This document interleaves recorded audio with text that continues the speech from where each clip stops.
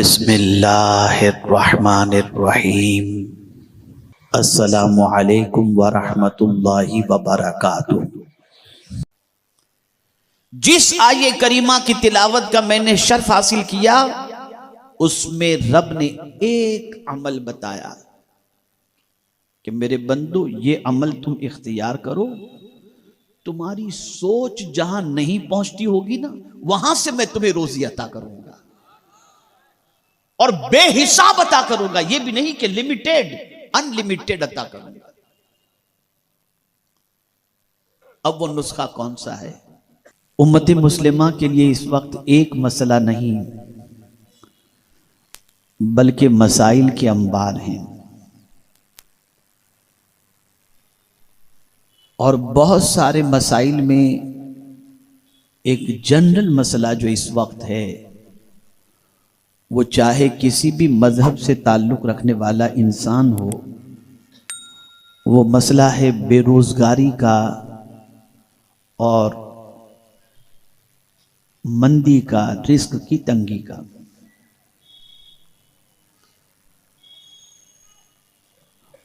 और इसी का फ़ायदा उठाते हुए बहुत सारी स्कीम मार्केट के अंदर लॉन्च की जाती है और गरीबों का इस्तेहसाल किया जाता है।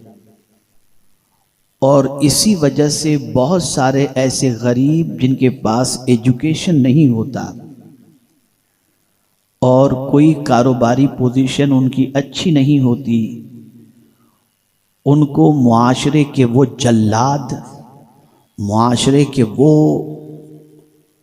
कातिलीन जो अपनी दुनिया संवारने के लिए उनको नशे के कारोबार के अंदर मुलव्विस कर देते हैं, और बेरोज़गार नौजवान अपनी माली तंगी को दूर करने के लिए ड्रग्स पीता भी है और ड्रग्स सप्लाई भी करके अपनी दुनिया को संवारने की कोशिश करता है।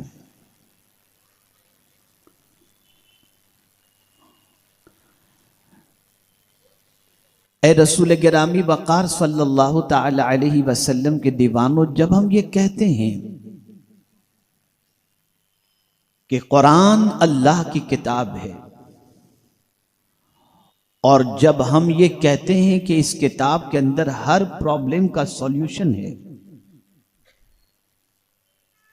तो सवाल ये पैदा होता है कि रिस्क के सिलसिले में बदहाल लोगों के लिए कुरान के का कौन सा ऐसा फार्मूला है जिस पर अमल किया जाए तो तंगी दूर हो जाए, मुआशी बदहाली दूर हो जाए और इंसान खुशहाली के अंदर अपनी जिंदगी को गुजार सके।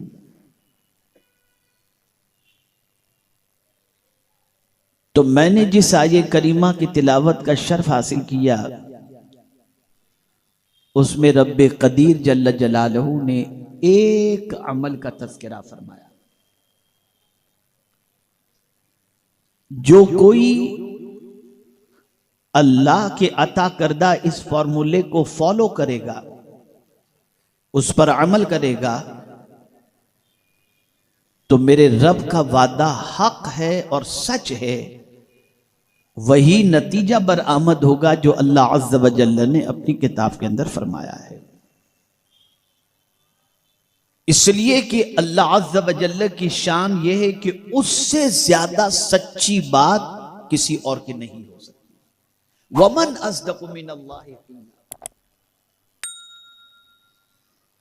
और अल्लाह जब वादा फरमाता है तो उसने खुद अपनी शान बयान फरमाई, इन्नल्लाह ला युखलिफुल मिआद, कि बेशक अल्लाह अज़्ज़ व जल्ल वादा खिलाफी नहीं फरमाता। और ये बात भी अच्छी तरीके से जहन के अंदर रखें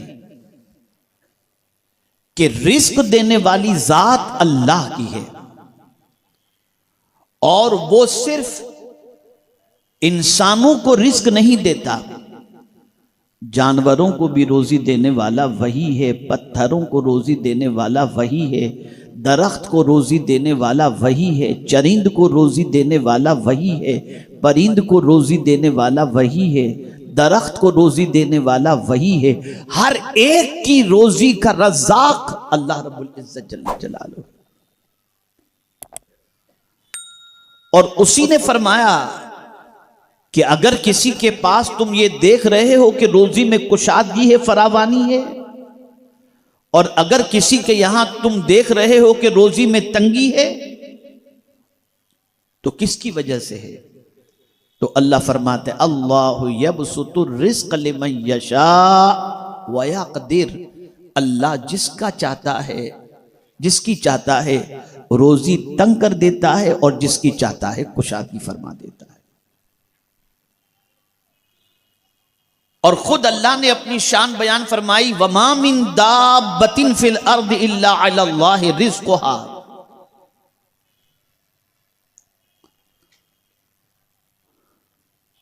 कोई जानदार ऐसा नहीं, कोई जमीन पर ऐसा नहीं जिसके रिस्क का जिम्मा अल्लाह ने न लिया हो। रोजी रसा वही है, रिस्क देने वाली जात अल्लाह की है। अलबत्ता उसने जरूर यह फरमाया कि घर बैठ करके मफलूज हो करके न बैठ जाओ कि अल्लाह ने जिम्मा लिया है तो मुझे घर बैठे मिल जाएगा, नहीं, बल्कि मस्जिद में रहने वालों से भी फरमाया कि नमाज अदा करके निकल जाओ मस्जिद से। वो भी कौन सी नमाज? जुमा की नमाज। इज़ा क़ुदियतिस सलाह फंतशिरू फिल अर्द, जब तुम नमाज अदा कर लो तो जमीन पर फैल जाओ। क्या करो जमीन पर फैल कर? वब्तगू मिन फदलिल्लाह, अल्लाह का फज़ल तलाश करो, यानी रोजी तलाश करो। मेहनत करना, रोजी तलाश करना, ये तुम्हारा काम है, और रोजी अता करना ये रब्बे कदीर जल्ल जलालहू की जिम्मे है। तो कोई सोचे कि मैं बैठा रहूंगा, वजीफे खींचूंगा और तकिए के नीचे से 1 करोड़ निकल आएगा, गद्दे के नीचे से 2 करोड़ निकल आएगा, तो नहीं। वब्तगू मिन फदलिल्लाह, निकलो और अल्लाह का फज़ल तलाश करो।